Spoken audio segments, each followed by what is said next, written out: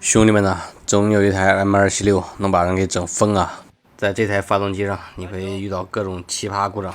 这一台左侧缸压低，右侧缸压高，怠速混合气稀，高速混合气浓，6个气缸偶尔缺火，怠速抖动。他妈的，关键连个相关代码都没有，只有混合气浓的故障代码和混合气稀的故障代码。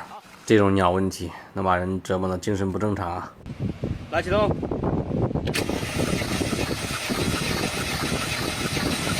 好，左右气缸差了2到3个压力啊！这种情况有经验的师傅会想到正时啊，第一时间会想到正时。打开前端盖啊，你发现右侧的这2个链轮换的都是新的啊，我也不知道啥牌子的。最操蛋的是，你看这个张紧器，链条已经拉长了啊，但4个信号盘位置都是对的，这说明有人把信号盘给敲过了啊！